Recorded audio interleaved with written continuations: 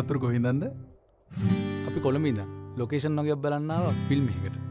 ෂා මං කරන රජ කතාවක්. තඹපන් ඉඳන් උඹ වරෙන් අස්සේ පිටේ. අස්සේ පිටේ ටක ගාලා එන ගමන් උදේ කපහන් ඔක්කොගෙම බෙලි.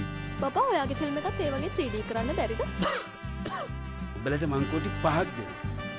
හැබැයි ෆිල්ම් එක හරියට කරගනින්න. සර් මේක සර් පිස්සු හැදෙන කතාවක් සර්. ඒ කියන්නේ ඇඟේ දැන් මේ කියද්දිත් මගේ ඇඟේ මයිල් කෙලින් ඉන්නවා සර්. මේ මම එහෙම ෆිල්ම් එකක් කරන්නේ නැහැ මිස් එච්චරයි. මෙතන ලක්ෂ 25ක් ඇති. ඔච්චර තමයි මට හොයන්න පුළුවන්. සල්ලි තියෙන කොල්ලෙක් එක්ක යාළුනා නම් ලස්සන කේක් එකක් කපලා 5 star hotel එකක ලොකු පාටියක් දානවනේ මම මේකේ. මට මේකේ නම් එකක් හොයාගන්න පුළුවන්.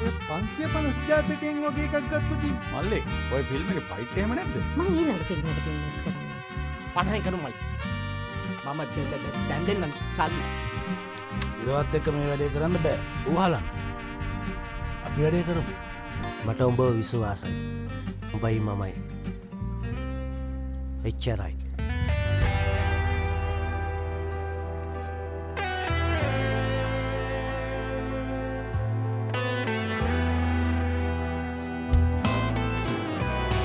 ඉකයි මමයි කාලු ගියා ඉකදාලා මං ආවා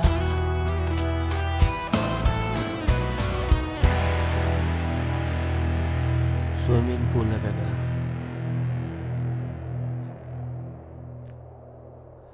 කුණාටු එක